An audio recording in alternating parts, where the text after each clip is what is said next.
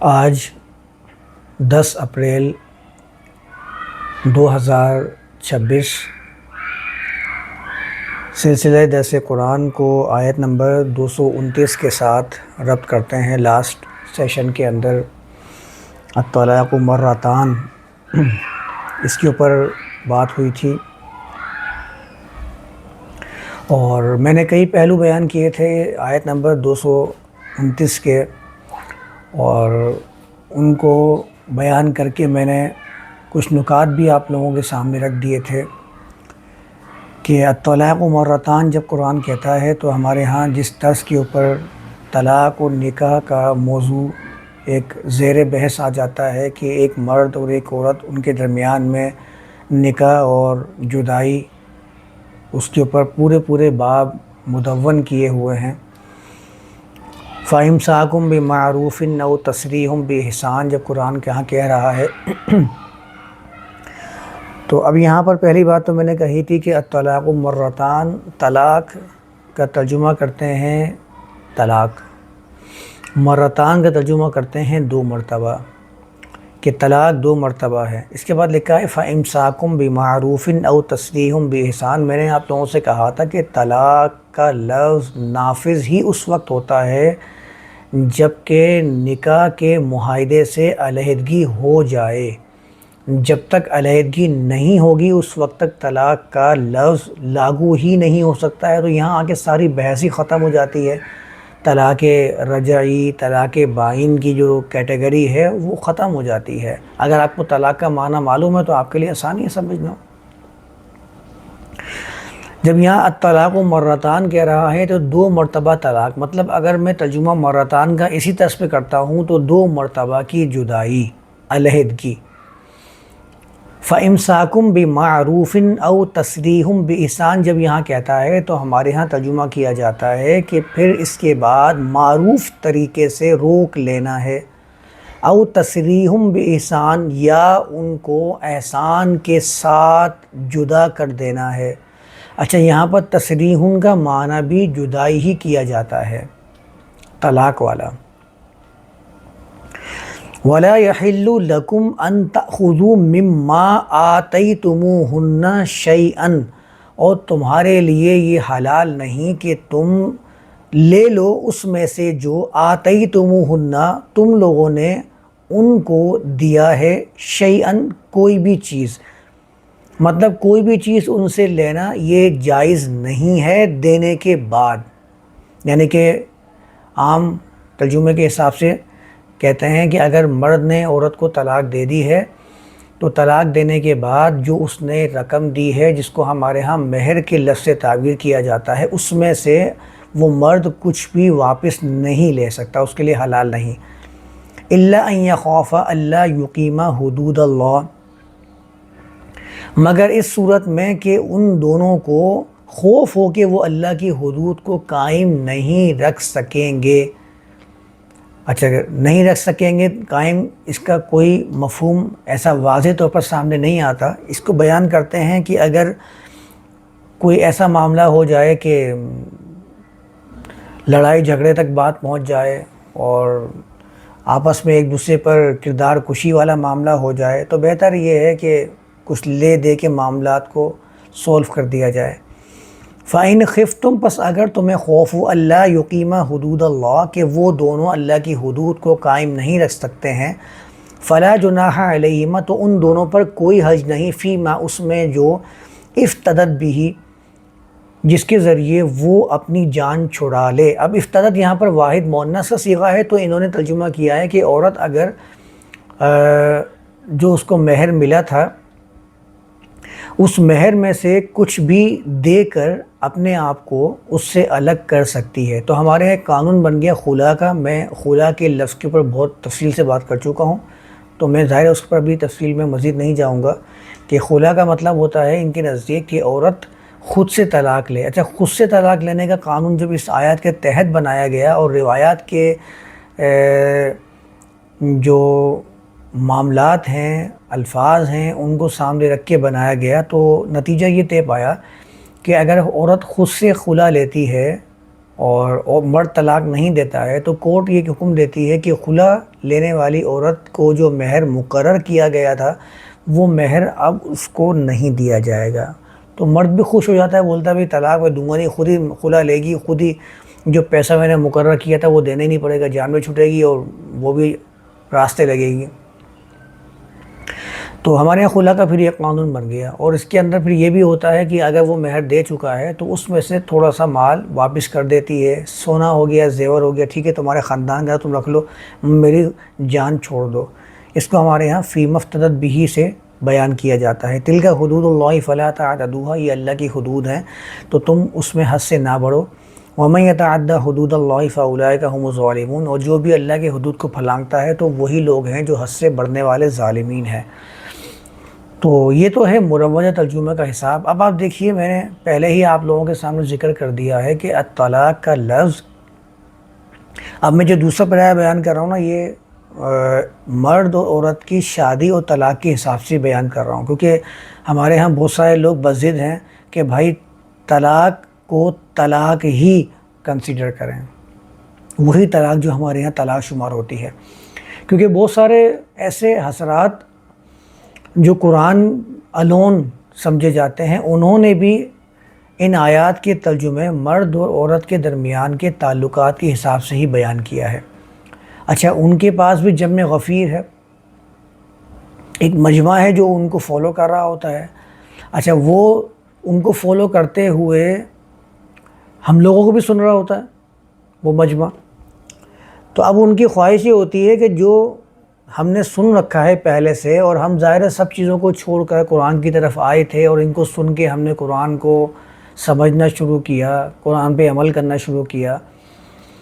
تو اب اس جو ہم نے سیکھا ہے اس کے ساتھ جڑے رہیں. کیونکہ چاہے فرقے والے ہوں, مذہب والے ہوں, یا قرآن کے ساتھ جڑنے والے ہوں, ہر شخص کی پہلی چاہت یہ ہوتی ہے کہ جس پر میں قائم ہوں اس کو تو نہ چھوڑوں, جس کے اوپر میں آ چکا ہوں اس کو غلط نہ سمجھوں. ہاں, اس کے مطابق اگر آتا ہے تو ٹھیک ہے, اگر مطابق نہیں آتا تو مطابق بنانے کے لیے میں کچھ نہ کچھ جستجو تو کرتا ہی رہوں. یہ سب کی بات کر رہا ہوں, یہ فرقے والے ہوں جو روایتیں مانتے ہیں, قرآن کو روایات کی بہن چڑھاتے ہیں, یہ قرآن کو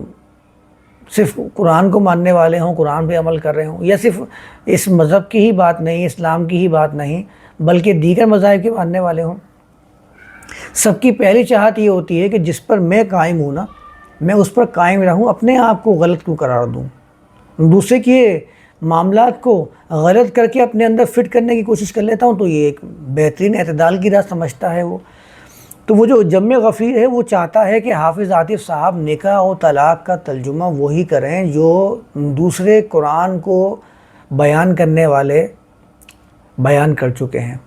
ان کے لیے خاص طور پر میں یہ ترجمہ بیان کر دیتا ہوں کہ بھائی ان کے مطابق بھی آپ دیکھیں, طلاق و مرتان جب یہاں پر آیا, اور خاص طور پر فرقے والے بھی سن لیں کہ آپ بھی اس کو ایسے لیتے ہیں, الطلاق و مرتان جب یہاں پر آیا ہے تو جدائی والا معاملہ 2 مرتبہ کی یہاں پر اجازت دی گئی ہے. مطلب اس کا یہ ہوا کہ مرد و عورت کے حساب سے اگر آپ سمجھتے ہیں, میں بار بار اس لیے تذکرہ کر رہا ہوں اس کا کہ ذہن نشین رہے کہ میں اس کے حساب سے ترجمہ نہیں کرتا, میں بھی آپ لوگوں کو آپ کے ہی دلیل سمجھانے کی کوشش کر رہا ہوں کہ بھائی اگر آپ اس طرح لیتے ہو تو یہ ایسے ہے, ایسے نہیں جیسے کہ آپ بیان کر رہے ہیں. تو الطلاق و مرتان کو اگر آپ ایسے ہی لیتے ہیں تو طلاق کا لفظ لاگو ہوتا ہے علیحدگی کی صورت میں. تعلقہ ایسی اونٹنی کو کہتے ہیں جس کے اوپر رکاوٹ نہ ہو, کوئی وہ جہاں چاہے آزادانہ نقل و حرکت کر سکے, کوئی اس کو روک نہ لگا سکے. تو طلاق کا تو ہو گیا معاملہ کہ عورت کو مرد نے طلاق دے دی ہے. اب یہاں پر آیا ہے الطلاق مرتان, طلاق 2 مرتبہ ہے, 2 بار جدائی ہے. علیحدگی 2 مرتبہ ممکن ہو سکتی ہے. مطلب یہ ہوا کہ اگر مرد نے عورت کو 1 مرتبہ طلاق دی ہے, دونوں علیحدہ ہو چکے ہیں, آپس میں تعلق ختم ہو چکا ہے, تو اب اس کے بعد 1 مرتبہ دوبارہ ان کا تعلق بن سکتا ہے, وہ دوبارہ معاہدہ نکاح کے مطابق مل سکتے ہیں. تو سارا آپ پس منظر میں پہلے بیان کر چکا ہوں کہ نکاح کے اوپر گواہ ہوتے ہیں, طلاق پہ گواہ نہیں ہوتے ہیں, طلاق طلاق طلاق کہہ کر اس کو ایک طلاق کنسیڈر کر لیا جاتا ہے، کوئی پروسیس نہیں ہوتا ہے۔ اور پہلے بھی ہم نے اس پہ ذکر کیا تھا کہ بھائی جب آپ نے نکاح کے لیے ایک پوری مجلس بٹھائی اور لوگوں کو گواہ بنایا کہ ہاں بھائی میں اس کے ساتھ جڑ رہا ہوں، تو آپ نے الگ ہونے کے لیے وہ پروسیس فالو کیوں نہیں کیا؟ اس کے لیے بھی ایسا ہی پروسیس فالو کرنا چاہیے تھا۔ آپ تو ہر جگہ آغاز اور انجام کا، ابتدا اور انجام کا بڑا خیال رکھتے ہوتے ہیں کہ ابتدا میں اگر ہم قرآن کی تلاوت کر رہے ہیں تو ابتدا کے اندر اعوذ باللہ ہو، بسم اللہ ہو، پھر اختتام جب کرتے ہیں تلاوت کا تو اختتام کے اندر پھر وہ صدق اللہ العظیم کا جو ہے وہ لاحقہ لگاتے ہیں، تاکہ ابتدا بھی اچھی ہونی چاہیے، اختتام بھی اچھا ہونا چاہیے۔ کسی مجلس کا آغاز کرتے ہیں تو تلاوت قرآن سے آغاز کرتے ہیں، اور اختتام کرتے ہیں تو مذہبی جو لوگ ہوتے ہیں وہ کوئی دعا کر لیتے ہیں، جزاکم اللہ خیر کہہ دیتے ہیں۔ مطلب جب آپ آغاز کا اور اختتام کا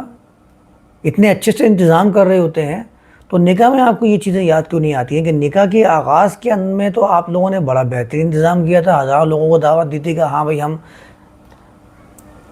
آج سے ایک دوسرے کے ساتھ مباشرت والا فعل انجام دینا شروع کر رہے ہیں، آپ بھی آؤ ہمارے اس معاملے کے اندر، دیکھو ہم کس طرح ایک دوسرے کے ساتھ جڑ رہے ہیں، ایک دوسرے کے ساتھ ہم معاہدہ طے کر رہے ہیں۔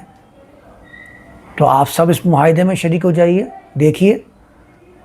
اور سمجھ جائیے کہ اس معاہدے کے بعد ہم کیا کرنے والے ہیں، سب کو معلوم ہوتا ہے کیا کریں گے۔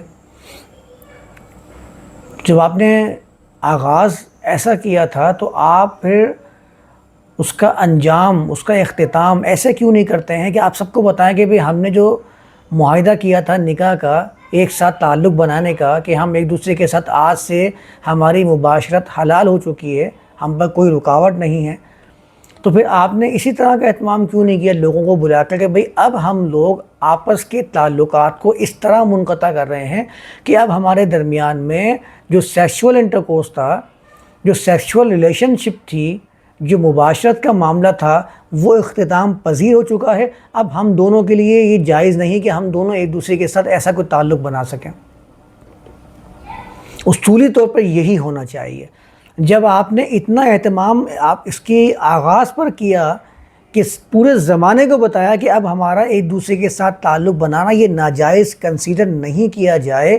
تو پھر اسی طرز کے اوپر آپ کو اپنا انجام، اپنا اختتام بھی کرنا چاہیے کہ آج سے ہمارے اور اس خاتون کے درمیان میں تعلق بنانا یہ غلط کنسیڈر کیا جائے، ناجائز کنسیڈر کیا جائے۔ تو ایسا تو آپ نے کوئی طریقہ اختیار نہیں کیا، ایسا تو کوئی انتظام آپ نے نہیں کیا۔ تو ایسا انتظام ہونا چاہیے تھا جب علیحدگی کو آپ طلاق اور نکاح ان لفظوں سے موسوم کرتے ہوئے سمجھ میں بھی آتے ہیں،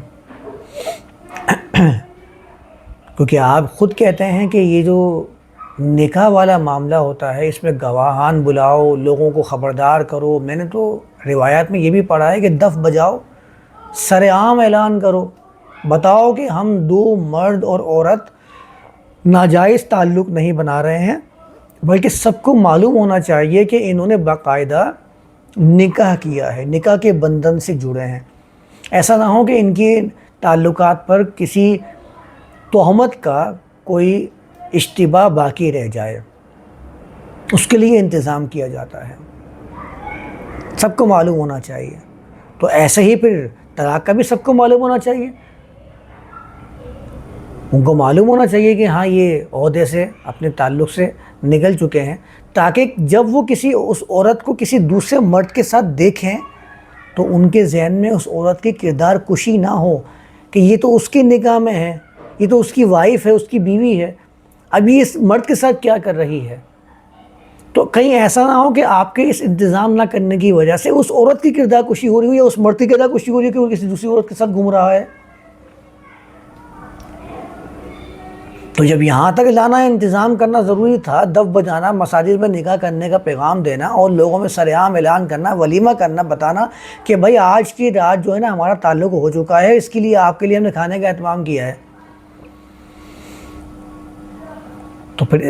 اس کا بھی اہتمام ہونا ضروری تھا، ناگزیر تھا، اس کے بغیر چارہ نہیں ہونا چاہیے تھا.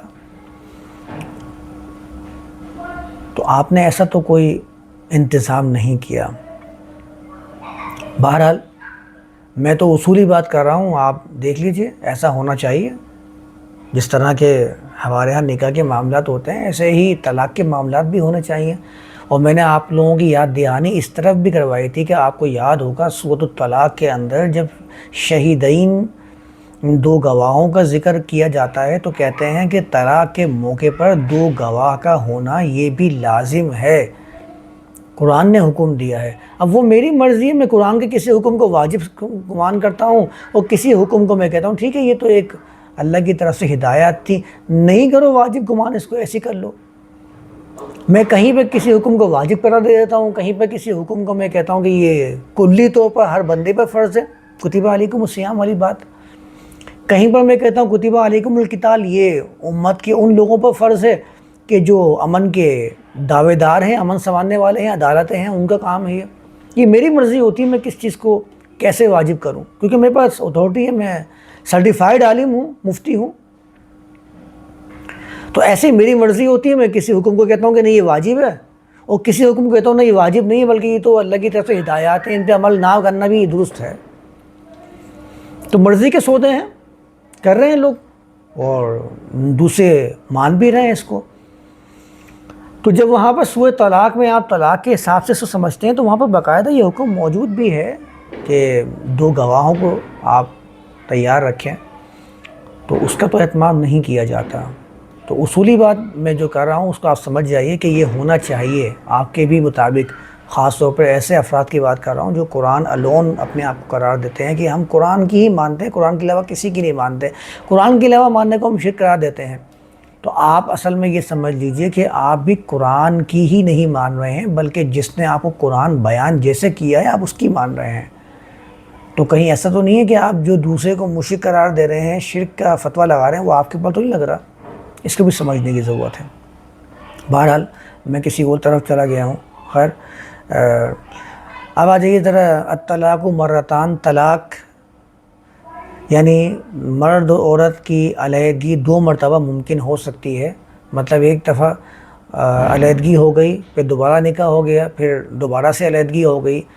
پھر اس کے بعد کہتا ہے فَإِمْسَاكُمْ بِمَعْرُوفٍ أَوْ تَسْرِيحٌ بِإِحْسَانٍ. اب یہ دو مرتبہ آپ ایک دوسرے کے ساتھ مل کر جدا ہو چکے ہیں تو اس کے بعد معاملہ یہ ہوگا یا تو پھر آپ آخری مرتبہ مل جائیے، امساک بمعروف، روک کے رکھیے معروف طریقے سے، معاشرے کے حساب سے، او تصریح بإحسان، یا پھر اب مکمل طریقے سے جدا ہو جائیں، اس میں ایک دوسرے کی کردار کشی نہ ہو بلکہ جہاں کسی کا کوئی معاملہ کمزوری کا شکار ہو گیا ہو، کہیں پر کسی کے معاملات میں بگاڑ پیدا ہو گیا ہو تو اس کو آپ متوازن طریقے سے حل کر دیجئے. یہ میں آپ کو بالکل وہ بتا رہا ہوں جو ہمارے ہاں مرد اور عورت کے درمیان شادی اور طلاق کا معاملہ ہوتا ہے. تو قرآن تو اس اعتبار سے بیان کر رہا ہے اس کو، میں اس کو 3 طلاق کے اندر بیان کر کے اور روکنا اور طلاق رجعی، طلاق بائن کے حساب سے بیان کر رہا ہوتا ہوں، وہ غلط ہے. آگے جو اسی اعتبار سے پہلے سمجھ لیں وَلَا يَحِلُّ لَكُمْ أَن تَأْخُذُوا مِمَّا آتَيْتُمُوهُنَّ شَيْئًا، اور تمہارے لیے یہ حلال نہیں، جائز نہیں کہ جو تم نے اپنی عورتوں کو دیا ہے وہ ان سے واپس لو، مگر یہ ہے کہ تمہیں اللہ کی حدود کو قائم نہ کرنے کا اندیشہ ہو. مطلب یہ کہ وہ دونوں حدود کو قائم نہ کر رہے ہوں، معاملات میں بگاڑ پیدا کر رہے ہوں. فَإِنْ خِفْتُمْ أَلَّا يُقِيمَا حُدُودَ اللَّهِ، پس اگر تم لوگوں کو، یہ میں نے کہا تھا جمع کا صیغہ، اس کا مطلب ہے کہ یہ سپریم اتھارٹی ہے کوئی جو ان دونوں پر فیصلہ کر رہی ہے، ٹھیک ہے، اس اعتبار سے آپ اس کو سمجھ لیجئے. مطلب یہ ہے کہ یہ ان کے والی وارث، ان کے عدالتی کارروائیاں، ان کو یہ حکم دیا جا رہا ہے. پس اگر تمہیں یہ خوف ہو اللہ یقیمہ حدود اللہ، کہ یہ دونوں اللہ کی حدود کو قائم نہیں رکھ سکتے ہیں،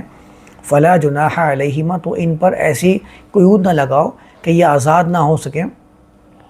فیما افتدت بھی، اس بارے میں کہ اگر وہ عورت کچھ بھی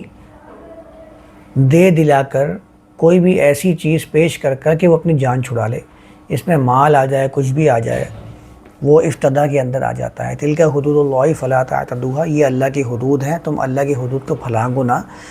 ومن یتعد حدود اللہ فاولئک هم الظالمون، اور جس نے بھی اللہ کی حدود کو پھلانگا تو وہ ہی ظالمین میں سے ہے۔ اب یہ دیکھیں، یہ حدود یہاں پر بیان کر دی ہیں، اور آپ دیکھیں ہمارے ہاں اس آیات کے ساتھ کتنا کھلواڑ ہوتا ہے۔ فَإِن طَلَّقَهَا، بس اگر وہ اس 2 مرتبہ علیحدگی کے بعد ایک مرتبہ دوبارہ جدا ہو جاتے ہیں، فَإِن طَلَّقَهَا، اگر وہ مرد اور عورت 2 مرتبہ ملنے کے بعد دوبارہ وہ مرد اس کو علیحدہ کر دیتا ہے، فَلَا تَحِلُّ لَهُ، تو وہ عورت اب اس کے لیے حلال نہیں ہے، من بعد، ہاں البتہ ایک صورت ہے کہ وہ یہ ہو سکتا ہے حتیٰ تنکیہ زوجن غیرہ، ہاں وہ اس صورت میں ہو سکتا ہے کہ وہ کسی دوسرے سے نکاح کا معاملہ انجام دے دے جو اس کے علاوہ ہو، غیرہ ہو۔ اس کو ہمارے ہاں حلالہ کے نام سے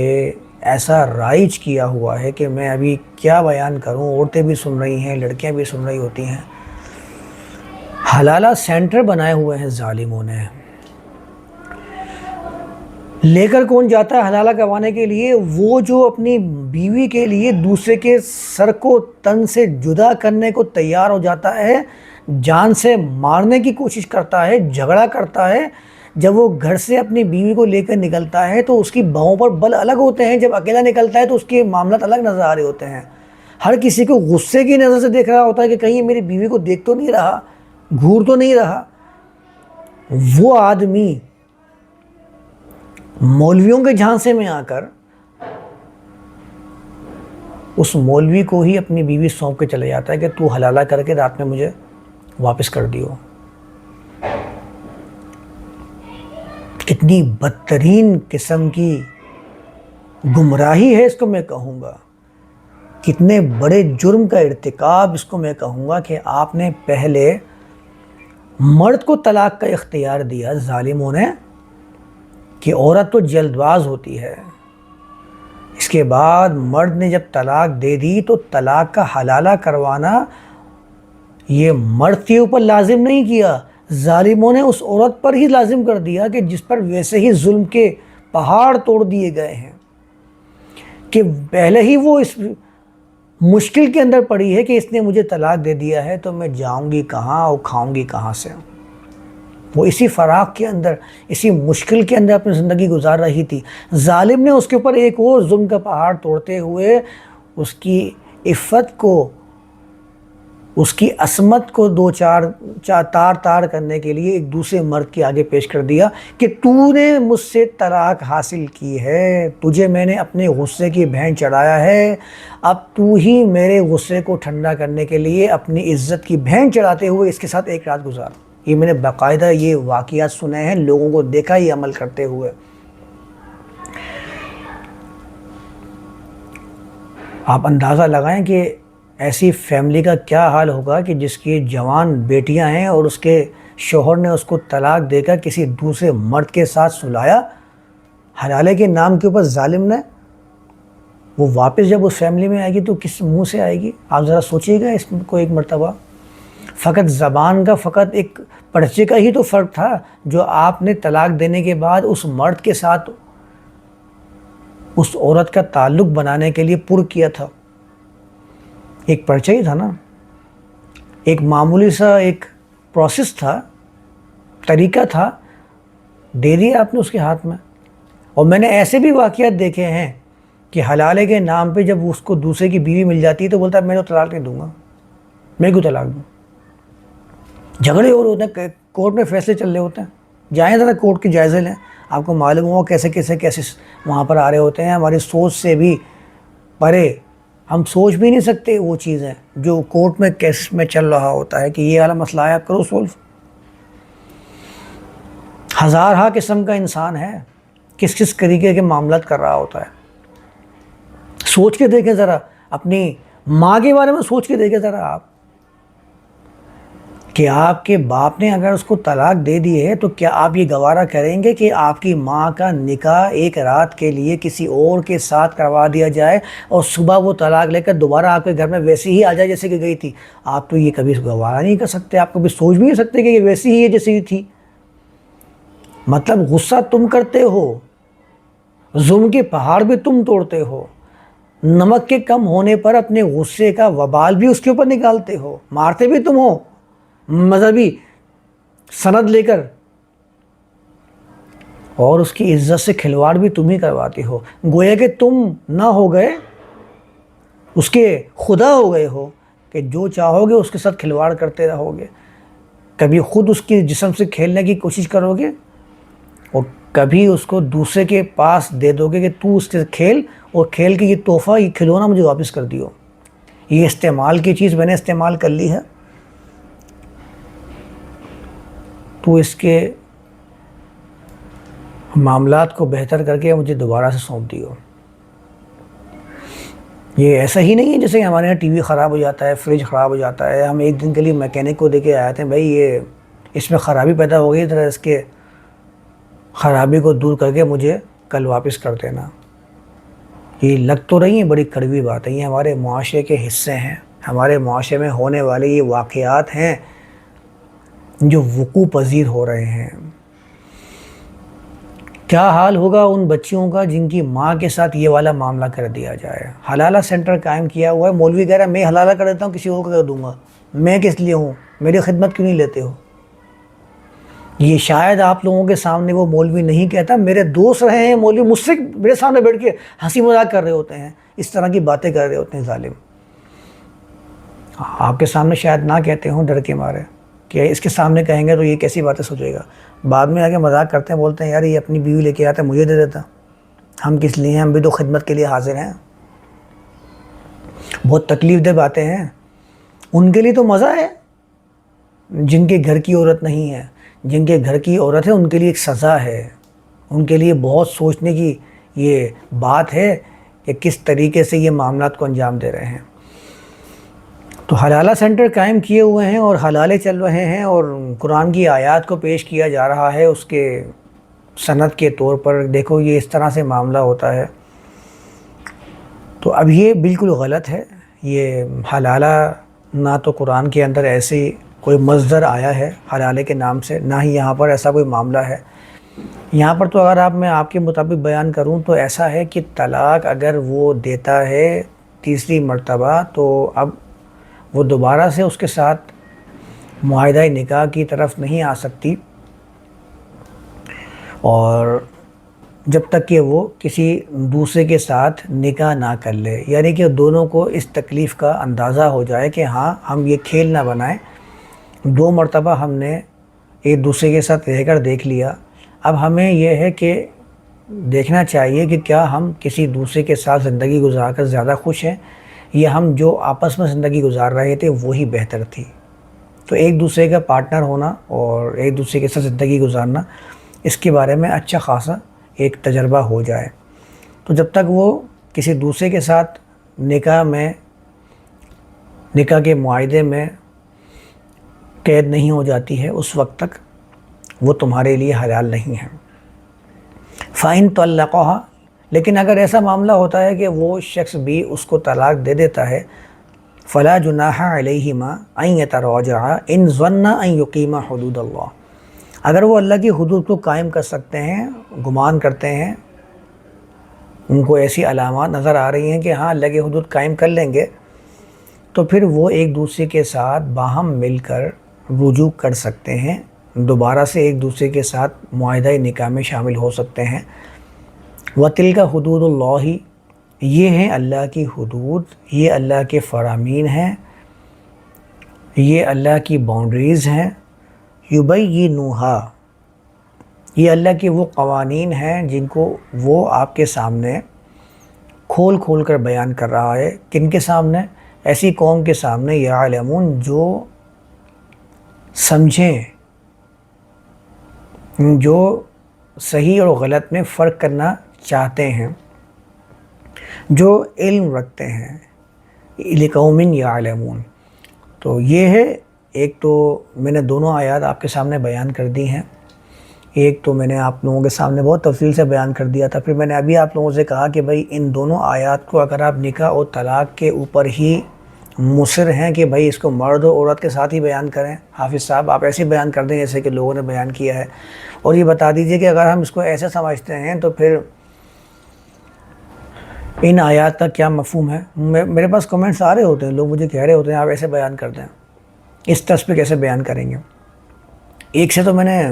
بات کرتے ہوئے ان کو سمجھایا، ان کو بتایا کہ میں اس طرز پر ان آیات کو نہیں سمجھتا ہوں، میں نکاح و طلاق کو